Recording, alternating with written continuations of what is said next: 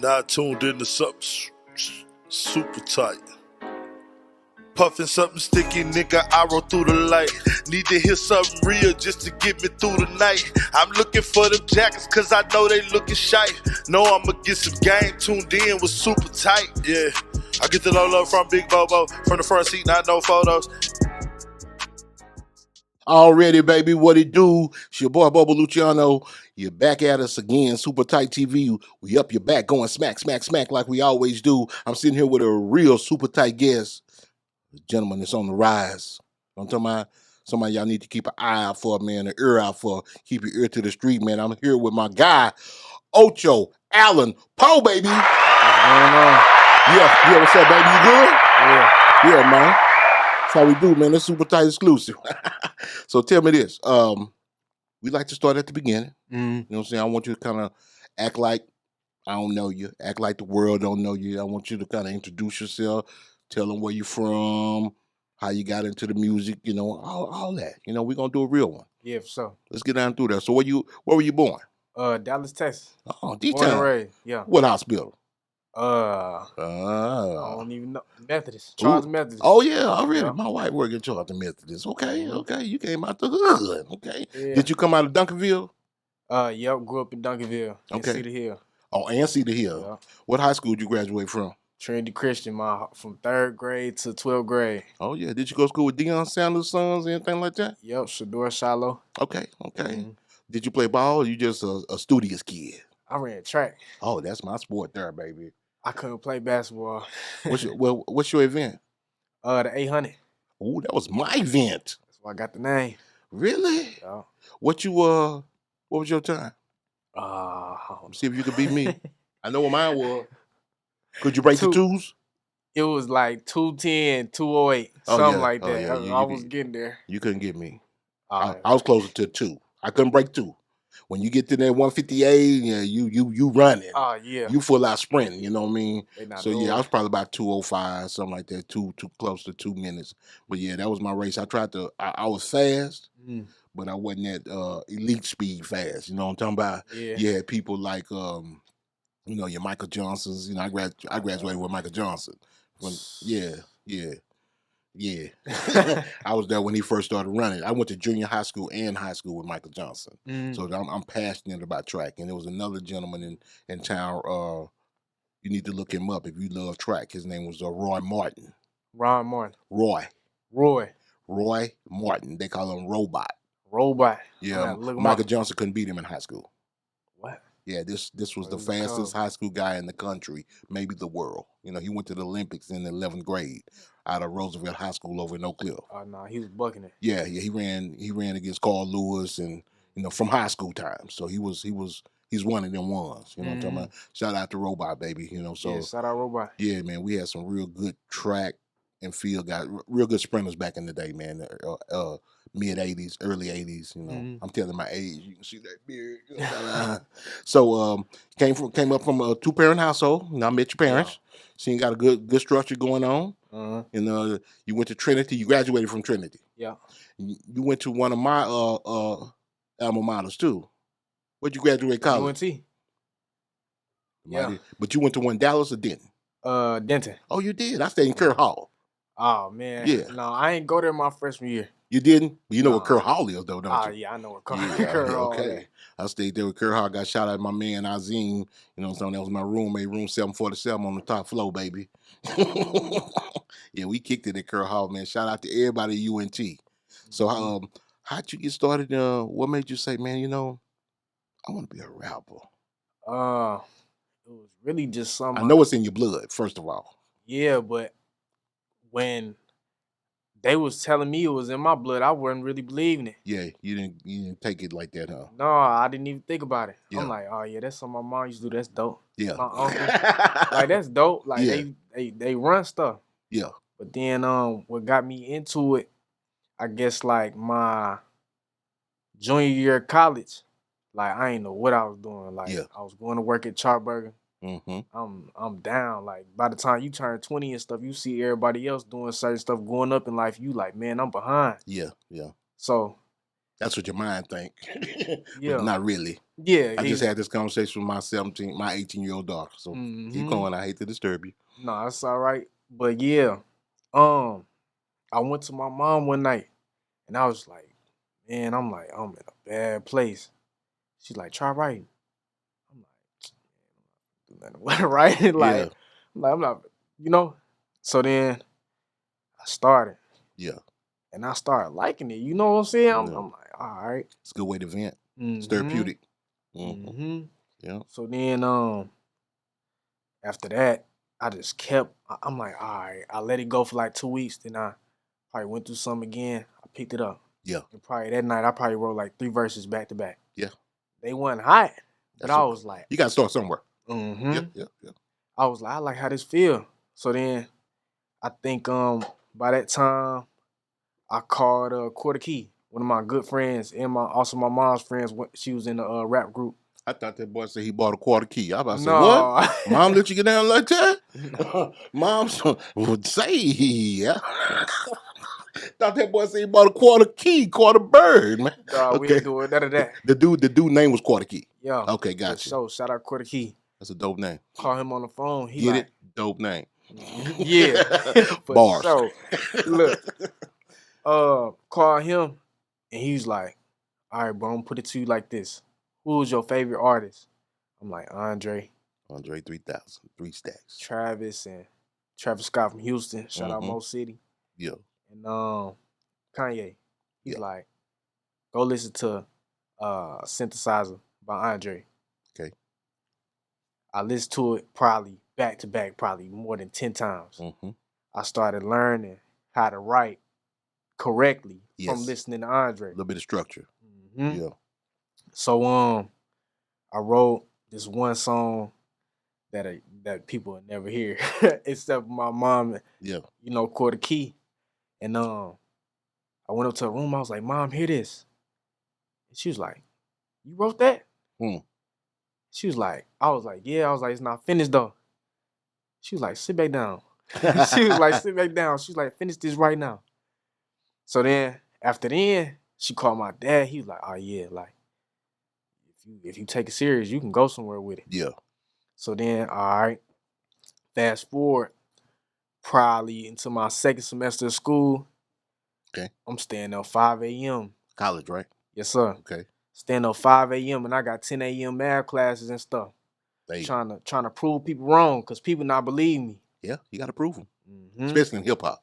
Yeah, for sure. Yeah. You got to put your foot down. You see what I'm saying? So I'm doing that every night. I'm calling my cousins on the phone, calling my homies. How this sound? Yeah.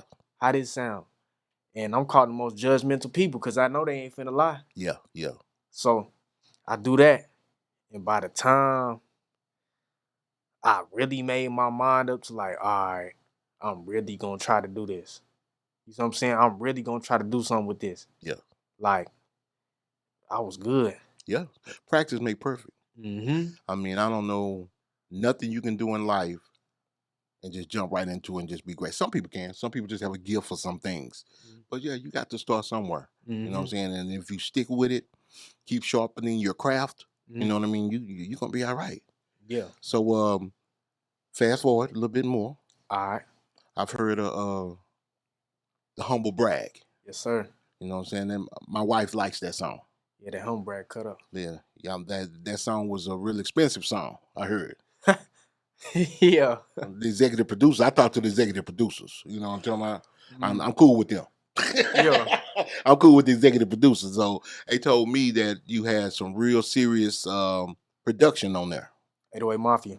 Which one of the members from 808 do you recall? Smack Certified. Shout out Smack. Smack Certified. Okay, already. So how was that experience? Was it a meeting? Or was it over air? How did y'all get together? How was that process? Clicked up. What was it? All right, so I had been downloading beats from YouTube, and I knew I was cold at this point. Yeah. I'm making a whole mixtape on YouTube beats. Yeah, yeah. So I'm saying, so then like it got to a certain point, I was like, in my own mind, I'm like, man, like I need real production so I can release some music. I'm ready. Yeah. So I get to go into my phone I'm like, man, let me go ahead and hit up these producers and see what they talking about. Cause, you know, some people, they get discouraged when they see that follower count on Instagram. Yeah. Well, they got too many followers. They ain't gonna want to talk to me. Right. They ain't gonna respond. Yeah. They think they ain't gonna respond. Right. So I'm like, get that. I'm like, send me a pack of beats. Yeah. So I'm saying, all right, cool. Send me a beat. So that's how you did. You reached out to him, say send me a beat, and he responded. Yeah, but he thought I was joking at first. Like, he thought I wasn't serious. Okay. Like, you know what I'm saying? I'm like, nah, like, I need some beats. Yeah. So he sent over a couple ones. I ain't rock with them. Like, they was good, but they wasn't fitting my style. Okay. So well, they trap beats or something? It just wasn't my sound. Okay. I got a unique sound. I don't You even do know how have to a unique describe sound. Yeah. So I go on the YouTube because from my culture, like, we all into the internet. I type in his name. Yeah. I look up the cook-ups of all the producers, see who the hottest producers is, watch they cook-ups, them going live on Instagram. Yeah. So I said, you still got this? It was the Humble Brag beat. Yeah. He said, bro, I swear to God, out of all the beats that I sent you, I skipped over that one because I thought you wouldn't want it. I went to the studio. Yeah. He said, send me that ASAP. Yeah, for sure. I read it. I'm like, I got it. I think my mom and dad was out of town at this time. I'm over here. I'm like, man, I got to do something with this. I'm like, it got to be like cold if it's going to be my first single. Yeah. My mom was sick with COVID. I'm like, hey, mom, what you think of this? Carnivorous wolves. Turn at my flesh. Like sheep's wool. Huh. From then on. Yeah. And she helped me with the hook. She Yeah. like, try to go like this. Yeah. Dance in the face of my enemies. Hey, that's the Bible. Now, that's what my wife said. My wife said, you got a lot of biblical references in that song. Yeah. Yeah. People ain't gonna catch that. They ain't gonna catch my wife. As soon as she heard it, she said, ooh, I like this. Yeah, I mean, didn't I like it the first time I heard it? Yeah, mom turned me on while I was eating my charburger. Yeah. Yeah, it was real. It was real. I liked the beat. I liked the delivery. I liked the concept. I liked the uniqueness of it, and the backstory. Thank you. So so 808 Mafia, you record the song with someone real legend. Well, I don't know if you recorded with them. Let's say, did you meet Mr. Lee and record with them, or did Mr. Lee just do the mixing and mastering? I met him and recorded with him. Okay, so you did the recording. So he was the engineer on that track. Yes. Okay. And shout out to Mr. Lee. That's my bro. Shout out Mr. Lee. Yeah, man. He's a real talented brother, man. And gotta get you up here. Don't forget. Yeah, I already talked to him. I told him you was coming. What'd he say? He said, yeah, I know him. Yeah. Yeah, I mean, he got a lot of. Yeah, he said, yeah, he's a good kid. Yeah. So yeah. What you think he was gonna say? Ocho the truth. Yeah. No, I didn't go deep into him. She told me to verify that, Yeah. Yeah, I do my due diligence. I said, this kid? He said, yeah, I work with him. And he said, yeah, the thing about mom helped write the hook. He told me all that. So yeah, I knew that. Now let's talk about mom a little bit. Okay. Now, mom is an underground legend in Chicago. Madam Hate. What's the name again? Madam Hate. Madam Hate. They gonna learn their name. Hey, so Madam Hate, have you ever been to Chicago? All the time. So you know the legacy of mom. Oh, for sure. Ooh, that's strong. So what part of Chicago you is your family from? Waukegan. Waukegan. What side? Is that south, west, east? What? Because I'm not familiar. What side is that on? North Chicago. Okay. I've only been to Chicago one time in my life. I was too young to remember. I got an uncle. I got an uncle. He's a surgeon that lives in Chicago. So yeah, we had a family reunion up there one time. And it was beautiful city, man. The Windy City. So did you like Chicago? I love Chicago. Yeah. You ever been to O Block? Nah. You don't want to go that route, huh? Nah, we go get our food. We go chill at the crib. We go to the studio. And get back home safe, huh? Yeah, for sure. Yeah, but you got to stay alive, baby. Everybody want to go check in. No. No, we going to stay safe already. So when last time you been in Chicago? 2 months ago. Okay. Or a month ago. What about the ATL? I've never been in Atlanta. That's where you got to go. You got to go 2 places. You got to go to Houston. Yeah. That's the Mecca down here. I've never been to Houston. You got to go to Houston. I don't know. Got we're really 3 places now because Austin is becoming that mecca as well. You know, you got to be ready for the South by Southwest coming up next year in March, and then Houston. You got to go to Houston. You gotta grip your nuts. Go to Get on H-Town. yes, yeah. If you got, I mean, if you make it in Houston and Dallas, yeah, then you jump your butt up there and you go to Atlanta. You can make it anywhere. Because let me tell you something about Atlanta.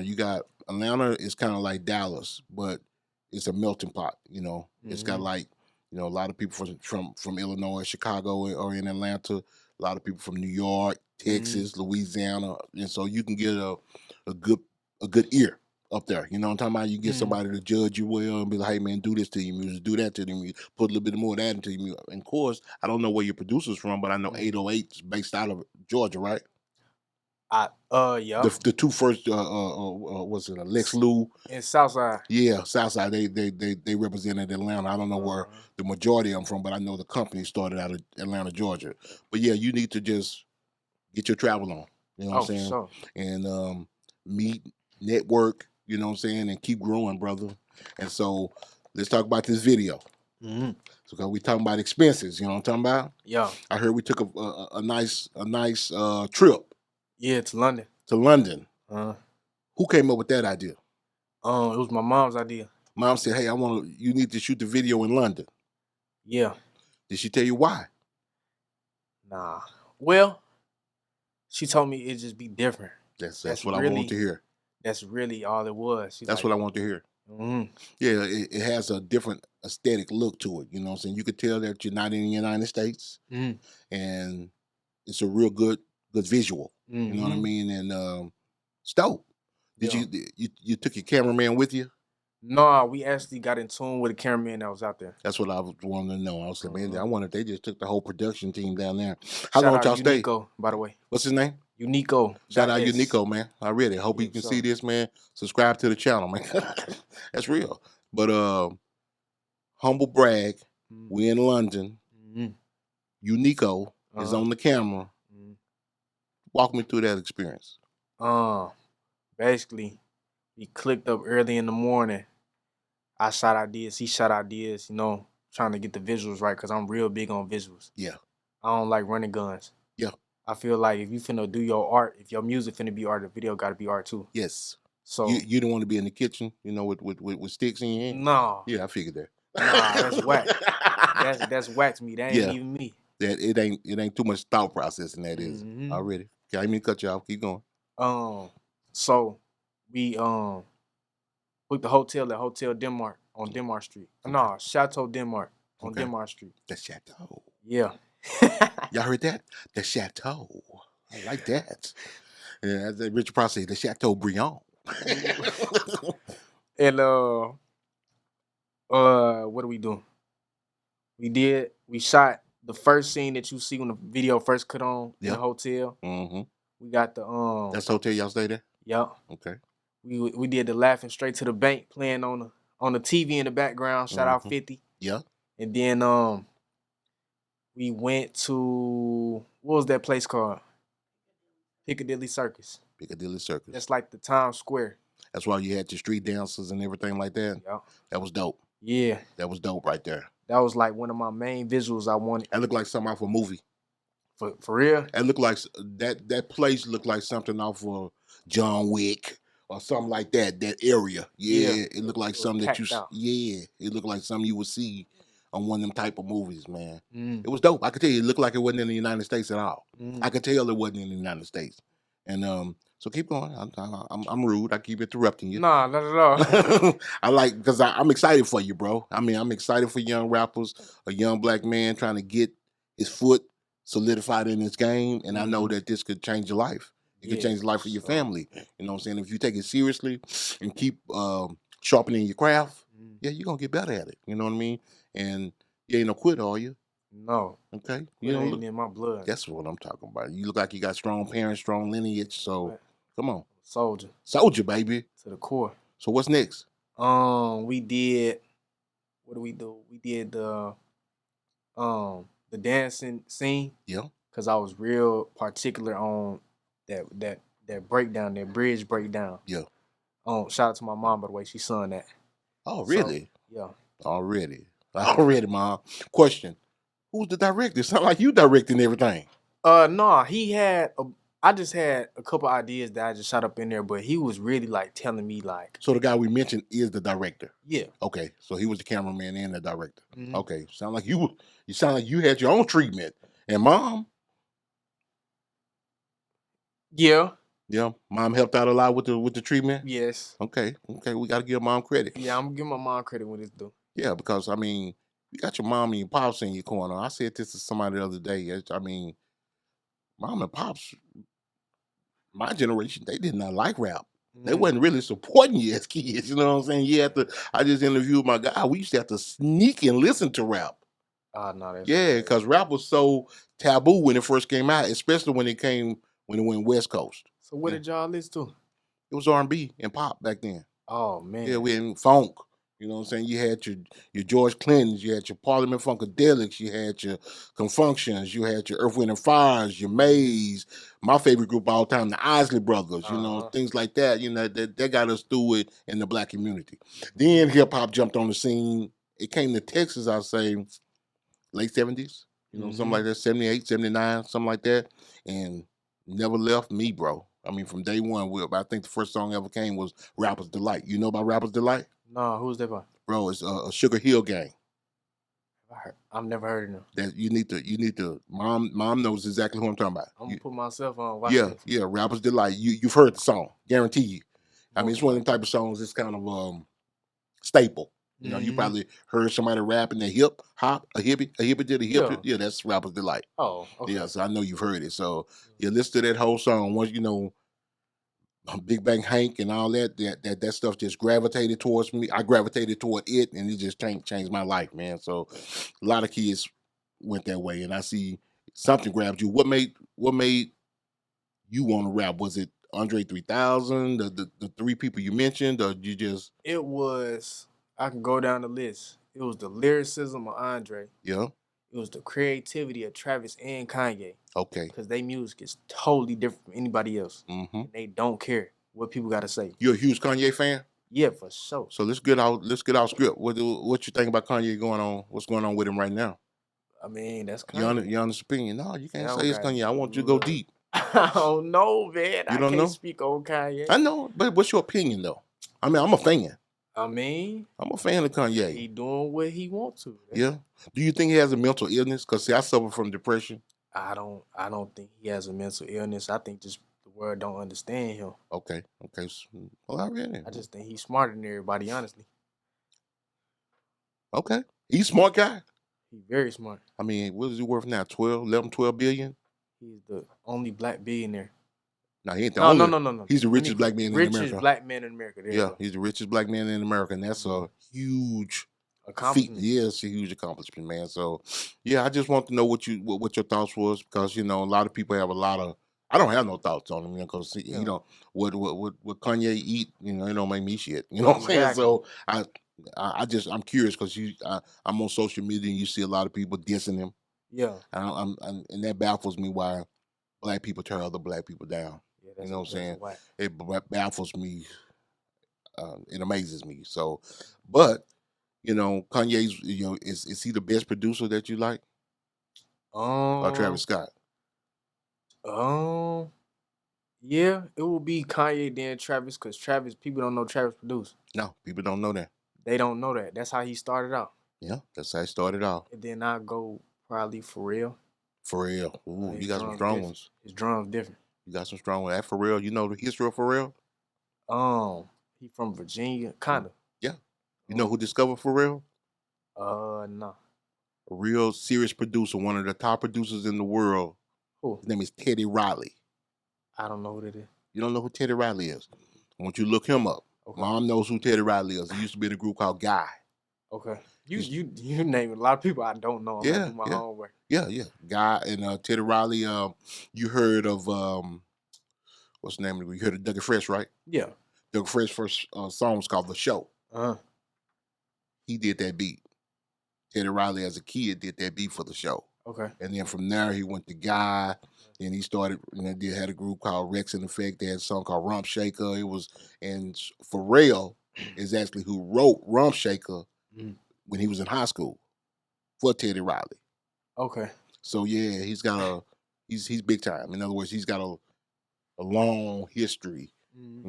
So what's next for you on? You got an album you working on, mixtape you working on? We got some in the works. Oh, he looked at me like it's a secret weapon for the drops, man. He said, "Yeah, you just don't know what I got in store." We got some in the works. You can't talk about it. Nah, tell me what you not can, on air. Tell me what you can talk about. I could talk about a possible feature coming up with somebody whose name's on that wall. Okay. On the over Redbird, Texas, right there. Okay. Uh-huh. Yeah, that's a good one.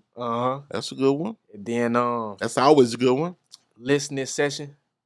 For in November 25th coming up. Okay. Where's that gonna be? Can you speak on that yet? Or y'all already solidified, or y'all still working on it? It's in Irving, but I think all the other details still getting knocked out. Okay.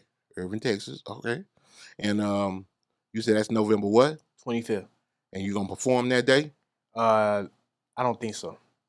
You just playing. You said it's listening. Okay, gotcha. I understand that. Listening party. Okay, I understand that. Make sure you include Super Tight TV. We'll show up. Oh, for sure. You know what I'm talking about? Have my man Kenny. Sure, we show up. Pop out. We gonna pop up. We gonna pull up on you. You know what I'm talking about? Cause we outside like these youngsters say, man. You got some shout outs, man? So shout out Smack. Without Smack, I wouldn't even have no Brad. Oh, really? Shout out my mom. Yep. She still to this day helped me critique my rap game to this day. That's good. Shout out Quarter Key. Quarter Key. Like that name. Shout out Quarter Key. Yeah, for sure. Quarter bird. Quarter chicken. Shout out my dad. That's my manager. Yeah. I mean, he get all my connects. Let's stop on Dad for a second. Okay. Talk about Dad's history with music, because I know he's got a rich history as well. Do or Die. Yeah. Yeah, talk about it. I mean, I want you to tell him, because I know it, but this ain't my interview. He's the manager for Do or Die. Pop your shit, man. Come on. I mean, Pope pimping. Yep. Yeah. Come on. He's connected with literally everybody. They've been on the scene because they had a hookah lounge. So they was on the scene before I even knew what the scene was. You mean here in Texas? Yeah. Already. So he's a managing machine. I saw a picture of you with that guy right there. DOC? Yeah. Yeah. How was that experience? Oh, the DOC is cool. Very cool. He real cool. I mean, like, he's very he's a real authentic person. Down to heart person. Yeah. We from the same era. Mm-hmm. Probably the same age. Mm-hmm. You know what I'm saying? So I've been knowing him for a long, long time. I'm gonna give you some more history so you can look this up. He used to be in a group called the Feel Fresh Crew. Feel Fresh? Feel Fresh Crew. Okay. And they were affiliated with this DJ that was from Los Angeles, which was the NWA connection, right? And his name was Dr. Rock. Okay. Right? And we had this, K104 has always had these historical morning shows. Mm-hmm. We had Skip Cheatham in the morning, but I don't know if you ever heard of this guy. His name was Tom Joyner. Tom Joyner was the fly jock. He started here in Dallas. And then when he was here in Dallas, he got so popular. Matter of fact, your mom probably know him because he started catching a flight after he do the morning show and flying to Chicago to do the evening show. You remember that? Yeah, we call him the fly jock. And so he would do that every day. Can you imagine catching a flight every day? To Chicago? From Dallas to Chicago and have to come back to Dallas to be here to do the morning show. No. Yeah, that was his job for years and years and years and years and years. And so they bought that DJ on and they had the Feel Fresh Crew had a song called I Hate to Go to Work. And DOC was the main rapper in that. His name was Doc Trey. Okay. Yeah, so I've been knowing DOC for a long time. He's a very humble guy, very good guy. And I saw a DVD one time called Welcome to Death Row, and somebody said that the DOC was the most influential person in gangster rap. Yeah. And I'm telling you, bro, that went a long way with me. A long way. Yeah. I mean, for him to be writing for Eazy-E, writing for Dre, help Snoop structure his rhymes and get him to where he was a tight writer. cold-blooded. He cold-blooded. And he was cold-blooded himself. I was on tour with him right after he lost his after he lost his voice. Yes. I was that first tour he was on, Nemesis, the group I was affiliated with, was opening up for him. And yeah, I got the song. We did New Orleans with them, and we did a show here in South Dallas. It was great times, bro. Great times. It was wild.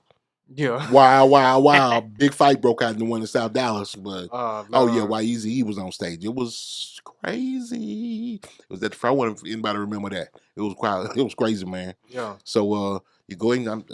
Since you mentioned your dad, I'm in a lot of contact with your dad as far as he's texting me and keeping you on point, keeping me on point about what's going on. So I want to make sure we got his due diligence in. Yeah, for you know sure. what I'm talking about? Because I remember he told me his background, and now we can't leave him out. No, you know, men don't get enough credit.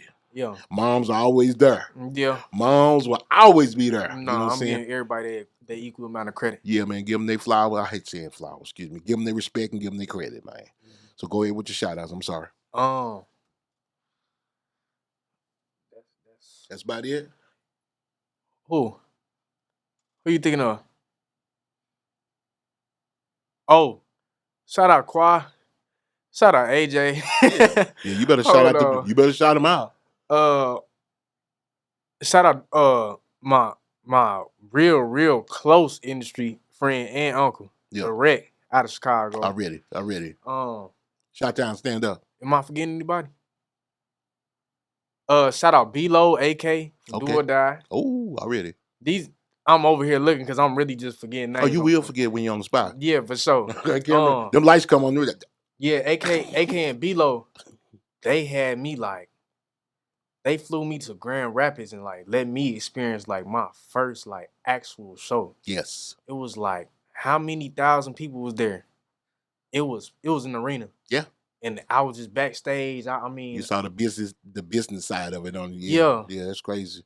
You get to see what you'll see. You ride up, make sure your food there, make sure it's crazy. Rap it's a business, and if you do it right and master it right, like I said, here in Texas, Louisiana alone, you can get rich. The South, you can get rich, bro. I ain't worried about getting rich though. You can get rich. You can get rich, man. In other words, I always try to tell people to have some generational wealth. You know what I mean? For you, I mean, I'm your young man. How old are you? 22. 22. See, I got a daughter about to turn 22 in December. So, I can relate. You born, you turned 22 this year? Yeah, April. I'm an Aries baby. Oh, my wife Aries. I'm Pisces. Yeah. April what? 4th. My daughter's birthday, April 4th. Say swear. Yeah, swear. Oh, that's crazy. Yeah, my daughter's birthday. Shout out to Mackenzie. Yeah. That's crazy. I got 4 daughters. Yeah. Yeah, so I'm surrounded, no boys, surrounded by all girls, man. All women. That's how my family is. I got all girl, cuz. They gonna take care of you. Man. They'll fight for you, too. What? The women will fight for you. Pull out knives and everything. They be on my case. Hey, hey, that's okay. You're gonna be a better man. Yeah, for sure. When you get married, you're gonna know how to treat a woman. Yeah, for sure. If you don't, they're gonna show to make sure you know how to treat them. They be telling me a lot. Okay. They be telling me how to move. Suck it up. Yeah. Suck that up like a sponge, man. Yeah. So you got the listening party next month. You got a big feature coming up. Yeah. We got an album coming out that we're working on that you can't speak on because it's top secret. Top secret. We just gonna call it a project for right now. Project, okay. We don't want to say it's a mixtape. We don't want to say it's an album. We're working on some more material. Yeah. Okay. Well, I'm excited for you, brother. Thank you. And I appreciate you coming out, man. All right, for sure. Man, you are a super tight guest, and I want my audience to keep an eye out and an ear out for my guy here, Ocho, Allen, Poe in the building, baby. Know I'ma get some game tuned in with super tight, yeah. I get the low from Big Bobo, from the front seat, not no photos.